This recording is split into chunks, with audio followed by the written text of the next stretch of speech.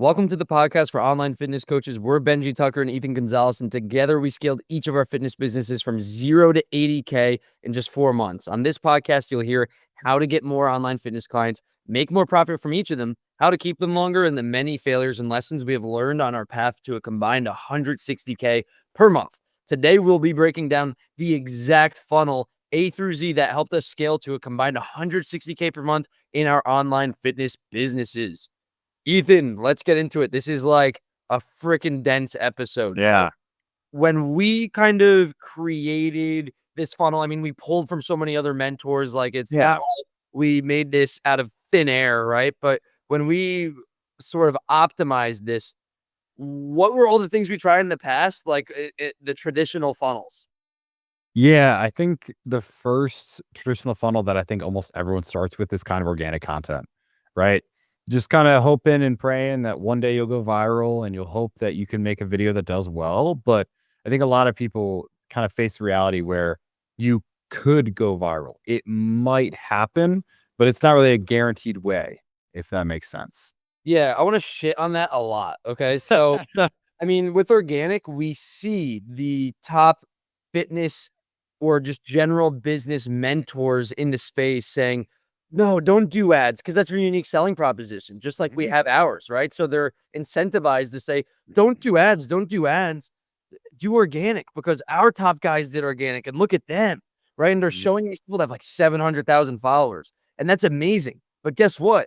90% of the people in their program are frustrated that they're not like the top people in their program and have not gone viral at all. So Yeah. they they teach kind of like this their own prosperity gospel of like if you do this, then you're going to go viral and you're going to make a lot of money. But it's not true because you're not guaranteed eyeballs just from posting. Like I've done the math and there are millions of people posting every single day on Instagram. If you posted like some of these gurus do 2, 3, 4 times a day, the odds that you go viral within a year just on one post, bless you, Ethan, and just one post would be like 1% or less, right? Yeah. And that's like endless work, more Oh, work yeah. than what anyone else is doing. So why would you do that when with ads, it guarantees you go viral in a sense because it's Mhm. guaranteed eyeballs. And then all you need to know how to do is how to convert those eyeballs. And if you suck at that in the beginning, guess what? Ads turn on the faucet so that you can learn. When you're trying to do organic and not getting any leads, well, once you blow up, you're not even going to know how to handle them and you're going to squander all that potential business. So instead of, getting millions of views and converting that into millions of dollars, you'll probably convert that into $0 because you've had no repetitions. Yeah, very true. And I think something that I find even funnier nowadays is that there are a lot of people out there who have a big following, who have a lot of views. Like I remember Benji and I talked about this. Like there's this one guy that I knew for the longest time, and he went viral so many times, like almost every single day. Like he would post about recipes and meal plans and things like that. I'm like, dude, this dude could be crushing it if he ran some ads and he started getting people into his page and started selling coaching. But he was so focused on making content that he was making like, I think it was like maybe 10, 15K a month with 500,000 followers and a million views plus every single day versus me at like 10,000 followers. And I was making like 30, 40K a month. And I'm doing way less work making content. Mhm. It's just ridiculous. Why Yeah, do that? I had this guy apply to be an appointment setter for me. I had like 5 guys apply when I was first hiring. I was already doing pretty well. This was the month before I went from 10K to 80K, right? And he was super arrogant. He's like, "Well, you don't have that many followers, so like you're probably not going to make much money. Like what is in it for me?" Yeah. And I was like, "Well, how much money is your guy making right now that you're working for?" So we had this guy who had I think 400, 500,000 followers, similar to your guy, right? That you're talking about. And he said, "Oh, like he's lucky if he cracks 10K a month." Like Mm, that's the economics we're talking about right now. That's ridiculous, dude. So within a month from there, I didn't hire that guy because he sucked and he was an arrogant asshole. But the the month after I went to 80K, my setter made 5K commission. You know what I mean? yeah. And I had 4,000 followers that month. So Yeah. just put that in perspective for a second. I had probably what less than 1/100th of the followers that guy had. So Yeah. case in point is that that type of traditional funnel does not freaking work. Like, and let's just kind of classify the traditional funnel more like what they usually entail. They entails endless content, Cold DMs. I've had people talk about the rule of 100. There's a specific coach that talks Yeah. about the rule of 300, meaning that Mm. you have to send, I think it's like 300. I'm pretty sure it's 300 cold DMs a day. It's 300 liked posts per day, and Mm. 300 some other Comments? input, right? Yeah. What's the other one? Maybe comments? Maybe comments, yeah. And it's like you're gonna get burnt out instantly. And because we have a trust Yeah. recession, it doesn't even work anymore. So Yeah. if you're asking someone to do that, I mean, to make it, it could work for some people. Sure, we're not going to say it's never worked for anyone, but do you want to put in 100 hours for the rest of like your life in order to guarantee that you're making money in your business? Because if so, I mean, we'll work 10 times less than you and make more money than you. It makes no sense. Yeah. Other And I traditions. think Go ahead. Yeah. one last thing I wanted to add to like organic is that people don't realize this, but when you post organically and it goes viral, where do you think that reach is actually coming from? Is that actually coming from all the United States? No, it's probably coming from India. It's coming from, Saudi Arabia. It's coming from all these Africa, whatever. And it's like you're gonna gain all these followers who will never buy from you. So guess what? Your new content's gonna start getting pushed out to those people. So then guess who's gonna continue to watch it? Those people, right? So you're going to continue to actually like sabotage yourself by getting more followers, getting more views. That's a negative for your business. Yeah, do you wanna get on a sales call and finally think you closed someone for $5,000 and the guy's like, "Oh, I thought there was 5,000 rupees." Like, you're not fucking Yeah. it's not gonna work out, you know what I mean? No, So it's you not going to work.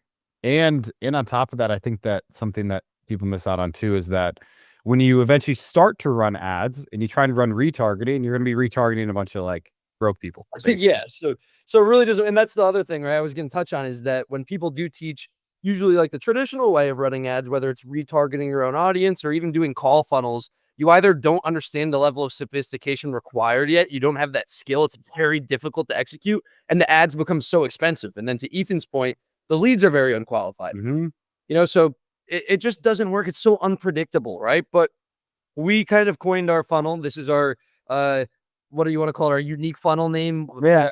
Bullshit anyways. It doesn't even matter. The digital authority funnel, right? The actual thing that matters, guys, is the substance of what this funnel does. Okay. Yeah. So with this funnel, I'm gonna kind of go real quick through the upsides of it, and then we're gonna go A through Z with it. But you can post significantly less content that converts more. And Ethan and I's months where we scaled to 80K each, like literally both the same amount.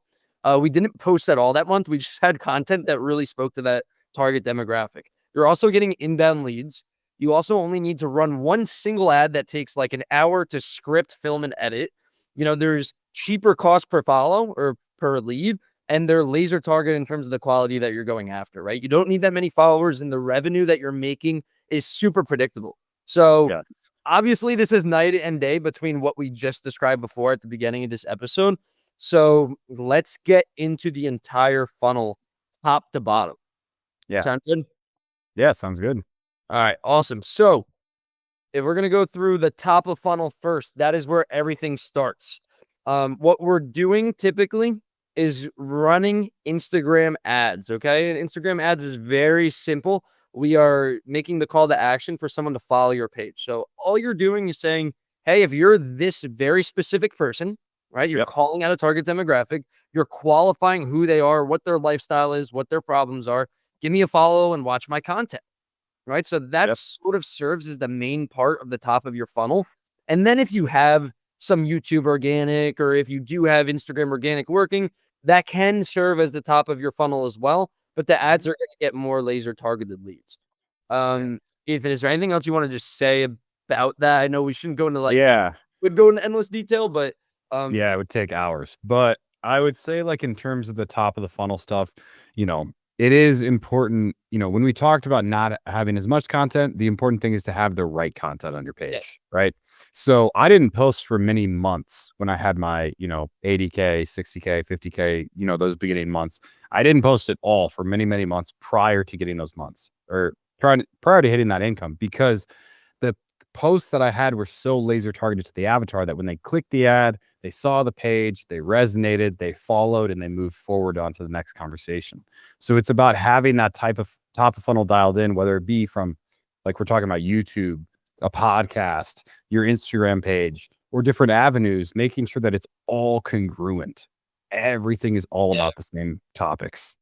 Absolutely. And here's the thing about top of funnel too. I mean, we can go into this more. I don't want to get too into the advanced stuff, Yeah, but yeah. how your Instagram page is structured, how targeted the content is that you do have, it matters a lot more than, having endless pieces of content. Because if you have Mhm. 1,000 inputs and they're all wrong, it doesn't matter. If you have 10 inputs and they're all right, well, that makes all the difference. So if you have the right inputs, then people will come to your page. The right people will follow. You'll repel the right people as well. And that will send data back to the ad to say, go find more people like that. If your Yeah. content sucks relative to the person you're trying to target, you're going to attract the wrong More people, people, yeah. And repel repel the right or repel the right, repel the right people. repel the Yeah. right people, the people you want, and then that screws up the top of your funnel. So definitely do not do that, guys. Yeah. So the next part of the funnel here is sort of the middle of the funnel, right? And that's going to be sort of in addition to what Ethan was saying, like the Instagram page itself, I kind of consider like the content as it relates to the ad top of the funnel. But then once people click on the ad and they're actually consuming the content, that becomes middle of the funnel. So Yeah. that is the substance of all the content that you're making in terms of your shorts, your posts, your story posts. If you have YouTube content, if you have a podcast, all of those things. So maybe we could just touch on each of those elements a little bit to talk about Sure. their relative importance. So if we want to start with just content, maybe briefly going into how do we make content that actually is targeted instead of being like everyone else. Maybe we could just touch on that. Sure. So we'll first start with like Instagram, then we can go to YouTube briefly and go through the rest. But I would say for Instagram, I think the most important thing is you can't be like every other influencer out there who's like, or every other fitness coach who's like, oh, I think that it's about a calorie deficit and like getting more steps in and like, that's how you lose weight or whatever. It can't be super generalized. Everyone talks about that, right? A mentor of mine that I really respect told me like, if your content works for your mom, your dad, your grandma, your sister, your brother, if it works for everybody, it doesn't work for anybody, basically. So you need to solve the deeper problems of your avatar and talk to those things. And you could still solve like losing weight, but you'd want to make it in the way that they would actually understand. That makes sense. Yeah, absolutely. I mean, this kind of goes into offer creation as well, which I don't want to dive like too deep into, but once you have a very specific offer, I notice a lot of people will make a very specific offer. They'll go through this entire worksheet that Yeah. gives them or whatever, and then they'll go to post content and they try to mimic the best people that have like a million followers. And the people that have a million followers are speaking to everyone because they have such a large portion of the market already. Yeah. So if you make generic content, you're competing against those people. So True. everyone thinks like, oh, I write in my Instagram bio, oh, like the best coach for male hormones. And then if you just make generic content, then that's fine because you write it in your bio that you're the guy for hormones. No, like you have to Yeah. make all of your content specific to that person, almost excessively redundant. If you're Yeah. the guy that optimizes testosterone for men, 95% of your content should be about, guess what? Testosterone in men. It shouldn't be about, hey, like, make sure you're getting your steps in and like what to do if you are feeling down and not like it. Well, you know what I mean? People are doing Yeah. this for real. Like it's funny, but it's what they're doing. So I Yeah. You think, don't want to talk about estrogen and how to turn into a woman. yeah, it's like, hey, maybe that's the new target demographic. We help men transition to women by using our 3-pronged strategy. Except for you have to cut off one of the prongs. Yeah, the pointiest ones. Yeah, So that's the new method. So you guys see what we're doing right here? We are doing exactly what we're asking you to do as we're speaking about it. You know why? Because we just cut off, well, 2% of the audience that trans. So there we go. And then the other 10% of people that got a liberal arts degree and they're offended by everything. So fuck off, don't watch our podcast. All right. So that is general content, right? So that is your Instagram sort of reels, your well, stories, we could go into that, maybe touch on that a little bit more, but you have your actual reels that people are consuming, but a lot of people don't understand like the value of stories. They think like, oh, I make my reels and stories are just like, I write some text on there every once in a while asking people to if they want to be Join my online. program. Yeah. That's That's it. what, that's what everyone does. So I think with stories, guys, like I'm not going to go too much into it today, but our favorite story technique is just to take the biggest objections people have on your sales calls in for your particular target demographic and then pull out your phone and just rail against it and just like basically shit on it. So we call it the coward call out strategy. If I'm having a lot of people show up to my calls and saying, I feel like I just don't have the time to work out, right? If that's what everyone's saying, I'm going to pull out my phone and say, I just got off this call with this loser who said he doesn't have enough time. And I'm going to reframe them, right? And you're going to, you don't have to be as aggressive as I am, but Yeah. you want to do it congruent to what your personality is exuding on your page all across the board.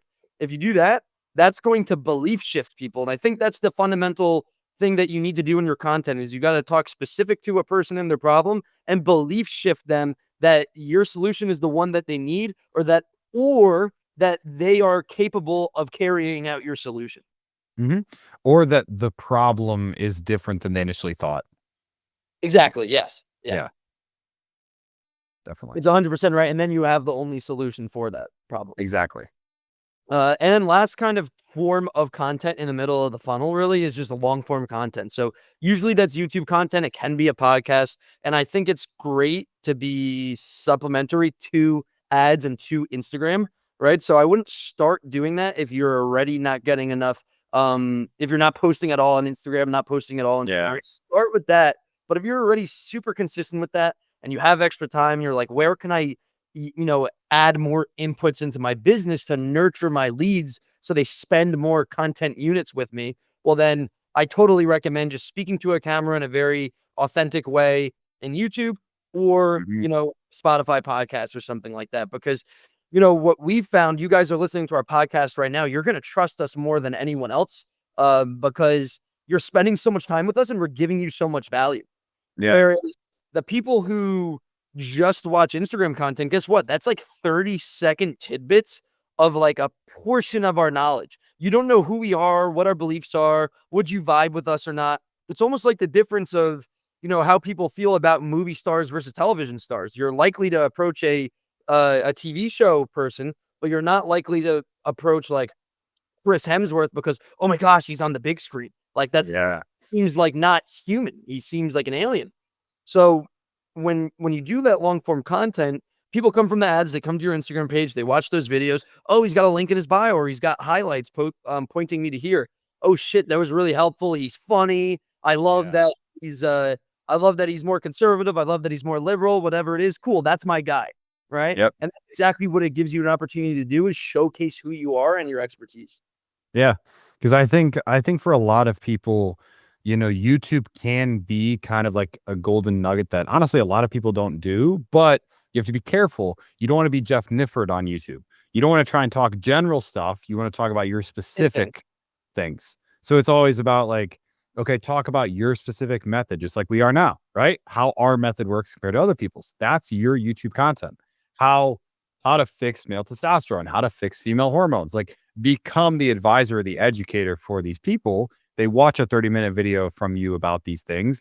You have a DM conversation with them. You send them your VSL. They're going to already have seen more content units, have more trust in you, and then overall be more likely to convert. Yeah, Big absolutely. difference. And then sort of in between, like, well, first of all, I was gonna say you're absolutely right about that because it's the exact same principles as you would use on your Instagram account.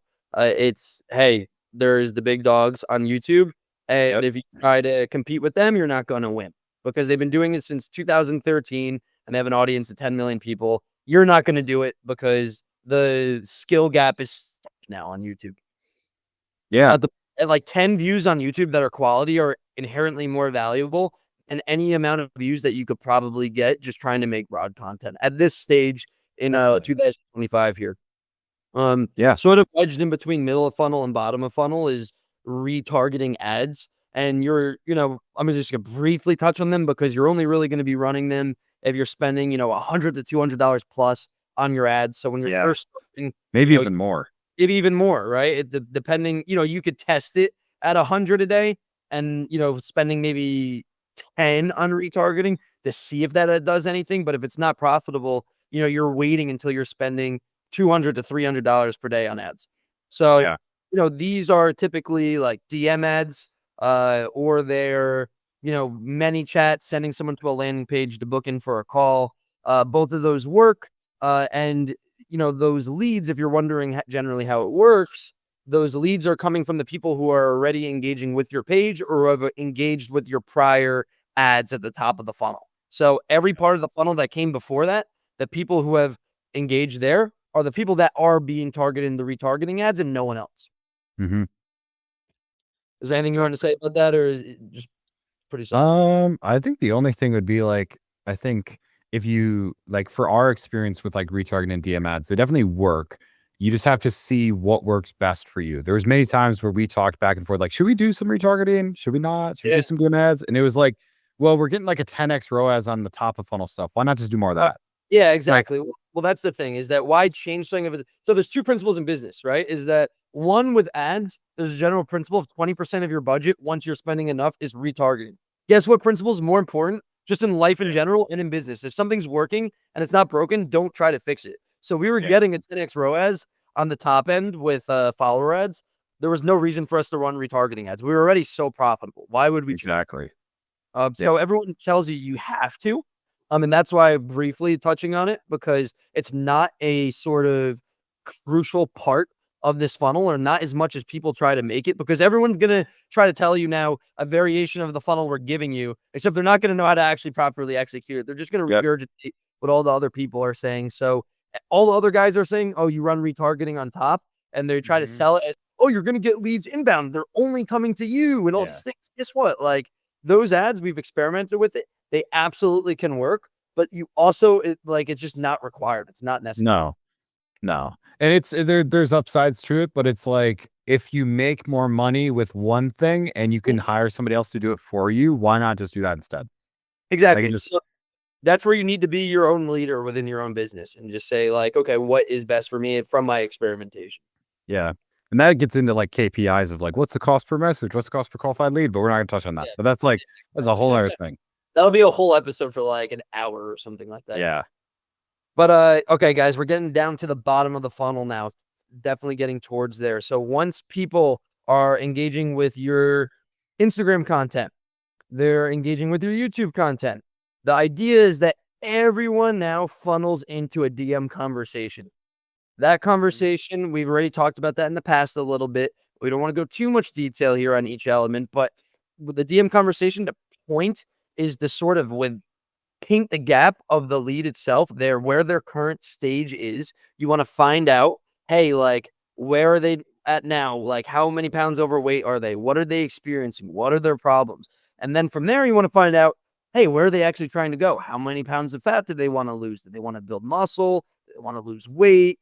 What's stopping them from getting there? You find that out, you stretch that gap, and then you try to book them in for a call. Uh, Anything you want to add on DM conversations? I mean, I don't really want to touch too much on it, but No, it's pretty simple. I think that like we could even do a whole podcast again on like DM conversations. So many things we could do. yeah, we'll probably give our entire script or whatever. But Yeah. the whole idea is that wherever your leads come from, the follower ads, organic Instagram page, YouTube content, all of these things are pointing towards the DM conversation. So it's sort of a game of how creative can you get people there. Like so you might be wondering, like, okay, maybe this is something we could touch on. How do I get more conversations going in the DMs? Well, Mm. one, every single person that follows your Instagram page, you should be messaging them, hey, thanks for the follow, currently on a finish journey, right? Yeah. They followed you. You told them what your account's about. They should be on a finish journey then. In fact, everyone is, because everyone is a fat piece of crap. So you can help. And the second thing, everyone that likes your page, everyone that comes to your YouTube videos, you can have a link in you could have a description and a call to action at the end of the video saying, hey, DM me on Instagram. Yep. Your Instagram stories can have, hey, swipe up and I'll send you over this resource, or whatever it is that you're doing. So the idea is that all of those people go into DM conversations, and it might, what I just described might seem like what other coaches describe of, oh, you're messaging everyone nonstop, the rule of 100. No, it's not that at all. Because once you make your first, couple sales, you replace that entire role with an appointment setter, and you never have to do it again, and you're just gonna be booking calls on autopilot. Exactly. Yeah, that's super crucial because what you don't want to do is get into the rat race that I was in for the longest time, where it was like I was too fearful of spending more on ads. So I never hired the setter. So I always kept setting. And it's like if I just would have spent a little bit more on ads, made a little bit more money, I could have hired the setter earlier. And then I would have gotten there even faster. So like just make sure that like once you hit your first like 10, 15, setter immediately. That's scale. Because you try to be the master of all trades within your Yep. business, and then you're constrained by time, and then you being constrained by time is the constraint of the whole business because there's only you. Yep. You can't take more calls if you're always setting. And if you're taking calls, then you're not setting. And then you're like, oh shit, what am I gonna do? And then that's what Discounted keeps people leads. stuck at 10K. Yeah. So now we have the call, right? Everyone's booked the call in. You book within the DM conversation, and then you typically how it works is we're sending these leads to a calendar page. Once they book in, we're sending them a stealth VSL, and we are sending them sort of like this thank you page as well, which we'll briefly touch on. So the stealth VSL is sort of just meant to explain your expertise, show your level of authority via all the client testimonials you've had, show that you could resonate exactly with this target demographic and you understand their pain and problems, and to really preemptively strike everything they could possibly have on a sales call so that they are ready to buy cash in hand when they're on a call. That is the purpose of the VSL. Yeah. Now, thank you page is essentially an extension, a more thorough extension of the same thing. You're going to have, the confirmation, hey, you just booked in your call, you're not yet confirmed. Here's how you accept the meeting on Google Calendar, right? Boom, call confirmed. That increases show rates. The next thing, hey, go ahead and take a look at our most frequently asked questions. So those are all the objections you preemptively striked in the stealth VSL, drawn out even more into longer explanations. So you pull those elements out and you expand on them. And then under that are all your client testimonials that you're able to flood people with. So it's beyond a reasonable doubt that you are the best person to be able to help them because you have a proven track record. 1,000%. And I would say one of the big things you want to do in fitness is always test, right? So B2B and B2C are different a little bit. In B2C, you want to, it's kind of like the Hormozy thing where it's like as what is it? As specific as you can, but no specificer. Well, not specificer. Yeah. Exactly. So you're trying to do that in fitness. You want to be as qualifying as you can, but not too qualifying. Where Yes, you push them over the edge and they kind of get scared or cold feet and they're like, oh, this is too much stuff, like whatever. Right. Yeah. So you'll have to see kind of the breakdown for that. We kind of talk about this a lot in, our launch mastermind and things like that. But honestly, it's important to know how far you can push your prospect, how much information you need to give them based on your offer itself. So it's a little bit offer dependent. You'll learn very quickly too, because people that show up to the calls, you're going to understand. Well, one, you're going to understand, are people ghosting me more on the calls than ever? Like, is the show rate less or is it higher? And then the combination of that variable and how qualified are people showing up to the call now and how many more people are buying? Because sometimes, hey, if you repel more people than you have in the past to the point where your call show rate drops from 80% to 65%, but like 20% more people are closing, that's great. If it's the inverse, that would lead to probably the same numbers. And then if it's a worser combination of the two, then you measure that. But the whole point is you have to sort of weigh those two variables like a seesaw to find the right balance between the two. Yeah. And then, of course, you would tie all that together with an email sequence. And this is, sort of touches on the same thing Ethan said. You have to experiment with how many emails is too much, how many is too little, because on our offer, we're like bombarding people with 6 emails per day to properly frame them, because usually they're booking, 1 to 3 days out. We call it the Blitzkrieg email strategy. You guys can use a variation of it. I probably wouldn't do it to the extremity that we use it in. So it would probably be 2 emails a day, maybe 3, showing client testimonials and answering the largest questions/objections that people have about your offer. Exactly. And like you're saying, it matters about the sophistication of the avatar. If it's somebody you're solving female hormones and you got to touch on all these little things, more. If you're just talking about like general weight loss, probably less, right? Yeah. And depending on the person. Analytical person, like, is it a surgeon or a tech nerd, or is it Yeah. like a guy that, Works in Walmart. I was looking at Walmart, bro. Yeah, that's it's crazy. It's because I ran that ad that one time being in a Walmart, and I got the shittiest leads of all time. Everyone's like, oh, I shop there. Yeah, well, that could show in the environment is in your ads, right? Like, I literally got, Yeah. "Oh, shop at Walmart. That's great." Like, you have no money. That's why you shop at Walmart. Yeah. That's a good podcast episode idea, by the way. How to target rich people. That's what we should do. But Okay. guys, all of this is pretty much the end of the funnel. The last part is you close the freaking sale and collect the freaking Yeah. bat. Right? That's about it. So obviously we could talk endlessly about sales. I don't think this is the right frame and time Probably not. to talk Yeah. about that. But the idea, guys, here is you can see how it starts to shape together is that we start pretty narrow in the sense of everyone that's relatively qualified is coming in from a single Instagram follower ad. And then it expands a little bit more in terms of the diversity of content that people are watching. And then they all come from those different types of content funneled into that DM conversation. And then it's pretty much DM to booked call to close. It's that simple, Yep. right? It's not like, imagine like those Miro charts that people do with all those different squares or bubbles. And it's like, and this connects to this, and this connects to this. And there's like all these lines going all over the place in different colors. They're like, what the hell am I looking at? Am I looking at like a war plans map? Because it's just Yeah. so absurd. Uh, you know, our whole point here is to simplify it because you don't need to overcomplicate it. Those funnels can work, but for people that have had like 12 plus years in the Sure. industry and typically are doing B2B offers. Yeah. It's very different. B2B and B2C are very, very different. You can't do as much qualification. You can't honestly do as much pre-framing. You have to know the avatar. But you could have B2C clients who are, A-type personalities. They're in sales. They overall work a higher paying job. So you may have to treat them more like a B2B client. Yeah. You may have to qualify them more. So it does depend on the avatar.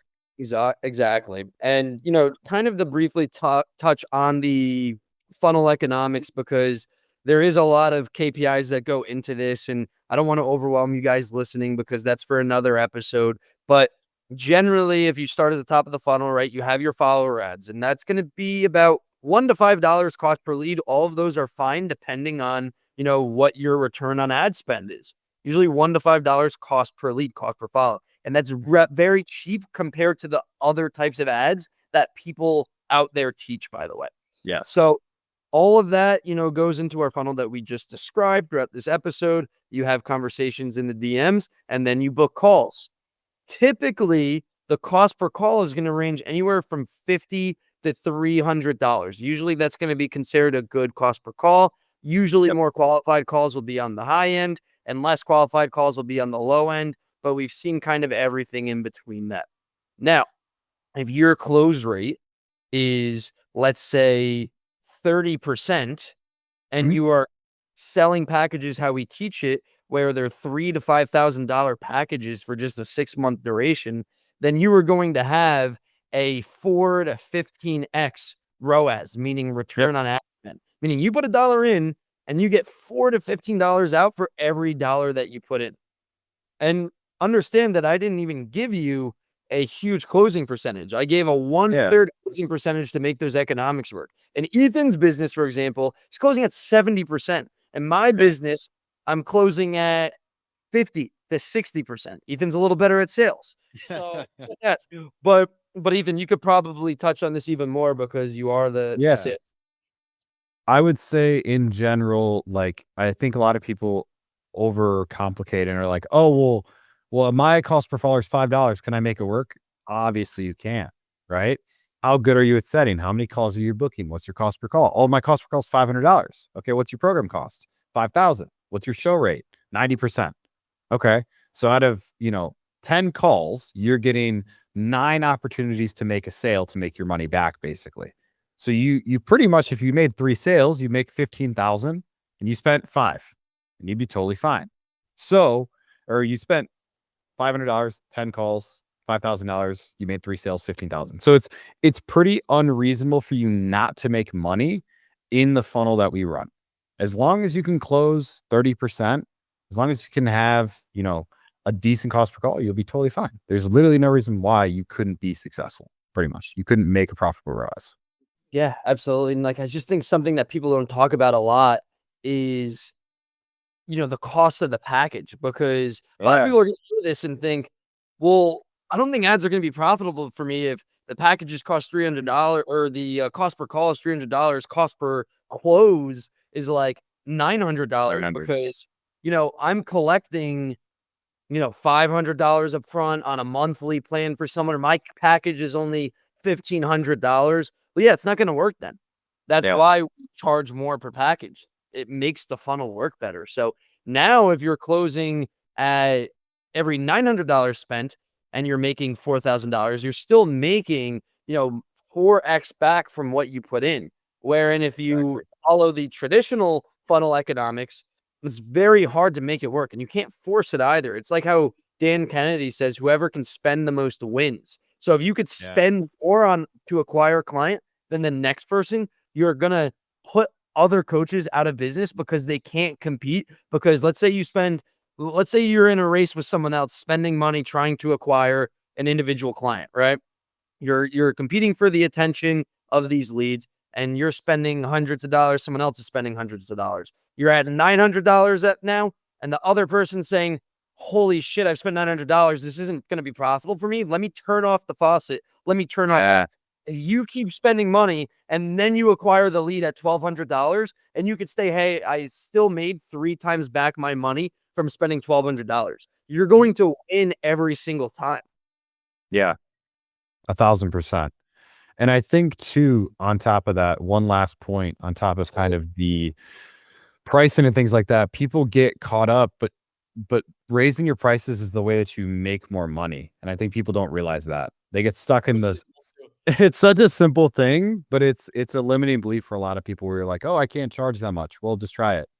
What's the worst that happens? You get a no, okay, then you can't do it. You get enough no's and it doesn't work, then sure, go back. But a lot of the times the buying decision from 3 to 4K is pretty much the same. The buying decision from 4 to 5K is pretty much the same. Until you get to like $1,000 or more a month, then okay, sure, it's different than 500, of course. But as long as you can have kind of good financing options, you'll pretty much always close at the same percentage, and you just make more money, and you had more headroom. So much stupid shit like that. People, like, we've met people that have showed up on our calls, have never been able to lose the weight that they're trying to, and they spend $3,000 on supplements per year. And we're like, dude, you might need to take like one of those. So keep that in perspective.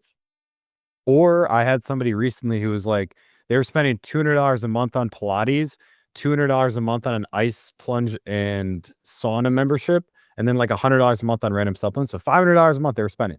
They didn't use any of it every single month. And they were telling me, oh, Ethan, I can't afford it. And I'm like, if we didn't have this call today, you would have continued to spend this for the rest of the year, right? Yeah.